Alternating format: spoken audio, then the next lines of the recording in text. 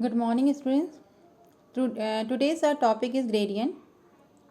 Before to start this topic, we should know about the del operator.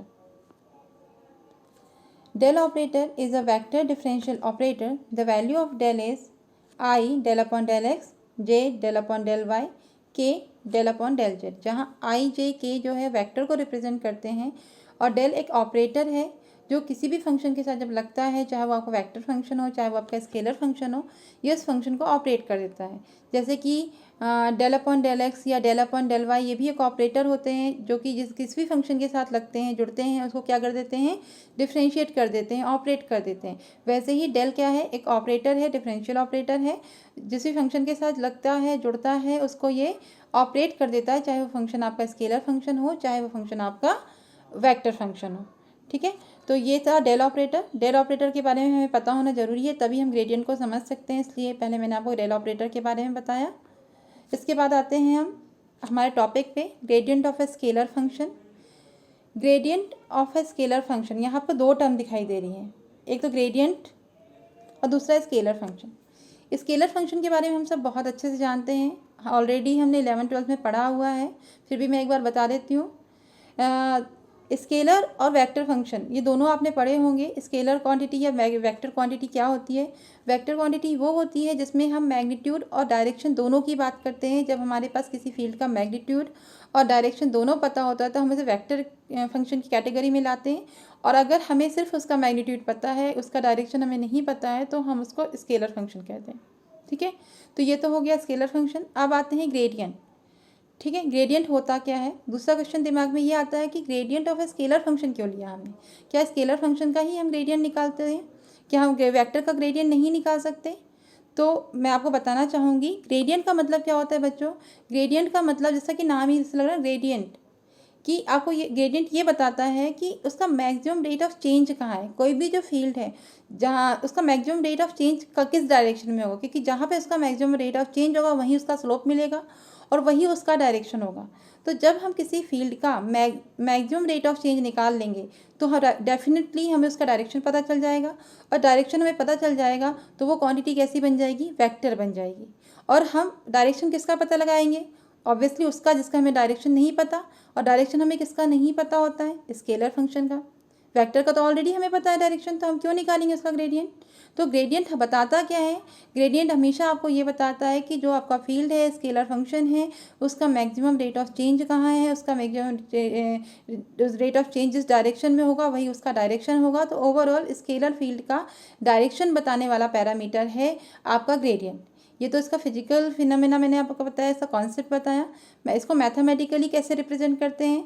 अगर suppose हमने consider किया कि phi एक फंक्शन है जो कि स्केलर फंक्शन है, एक्स वाई जेड उसकी कोऑर्डिनेट्स को रिप्रेजेंट करते हैं। ऑब्वियसली चूंकि ये स्केलर फंक्शन है तो हम इसको इसका ग्रेडियंट निकाल सकते हैं। तो इसका ग्रेडियंट को हम कैसे रिप्रेजेंट करेंगे? ग्रेडियंट ऑफ फाई नोटेशनली हम इसे कैसे, नोटेशन के फॉर्म में कैसे लिखते हैं? हम इसे ग्रेडियंट ऑफ फाई के फॉर्म में लिखेंगे, और मैथमेटिकली हम इसे लिखेंगे डेल फाई। ठीक है, और डेल हमने अभी देखा डेल की वैल्यू क्या होती है? आई डेल अपॉन डेल एक्स, जे डेल अपॉन डेल वाई, के डेल अपॉन डेल जेड। चूंकि फाई कैसा है? स्केलर फंक्शन है, तो जब हम इसके साथ इसका प्रोडक्ट करेंगे तो क्या होगा? यहाँ हमारा आंसर क्या आ जाएगा? I del phi upon del x plus j del phi upon del y plus k del phi upon del z. तो जैसे ही हमारे पास अगर कोई स्केलर फंक्शन आता है तो हम क्या करेंगे? सबसे पहले उसको with respect to x differentiate करेंगे, फिर वाई करेंगे, और फिर जेड के रिस्पेक्ट में करेंगे, और तीनों वैल्यूज़ निकाल के जब हम इस फॉर्मूले में रख देंगे तो हमारा क्या आ जाएगा? ग्रेडियंट ऑफ फाई हमें पता चल जाएगा। और आपको दिख रहा है जब हमने फंक्शन का ग्रेडियंट निकाला था तो फंक्शन कैसा था आपका? एक स्केलर फंक्शन था, पर जब हमने उसका ग्रेडियंट निकाल लिया तो वो फंक्शन कैसा हो गया बच्चों? यहाँ पे स्केलर फंक्शन हो गया है, सॉरी वेक्टर फंक्शन हो गया। तो यही मैं आपको बताना चाह रही थी कि हम निकालते हैं ग्रेडियंट हमेशा स्केलर फंक्शन का, पर निकालने के बाद वो वेक्टर हो जाता है। तो आई होप ये आप लोग को समझ में आ गया होगा। अब एक एग्जाम्पल के साथ इसको और क्लियर करेंगे। फॉर एग्जाम्पल, ये आपका फील्ड है फाई, जिसकी वैल्यू कितनी है? X square y z cube plus x y square z cube square.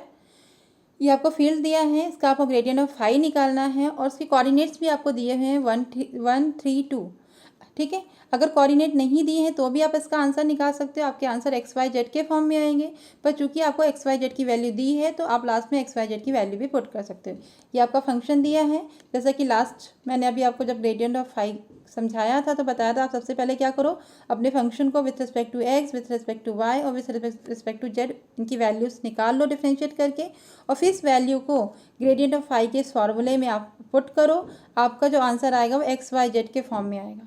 चूँकि आपको कोऑर्डिनेट ऑलरेडी गिवन है तो आप इसकी वैल्यू यहाँ पे पुट कर दो। अगर नहीं गिवन है तो आपका फाइनल आंसर यही होगा, पर आपको वैल्यूज़ दी हुई हैं तो आप उसकी वैल्यू, जब एक्स वाई जेड की वैल्यू आप पुट करोगे तो आपका आंसर क्या आ जाएगा, 84i + 32j + 72k।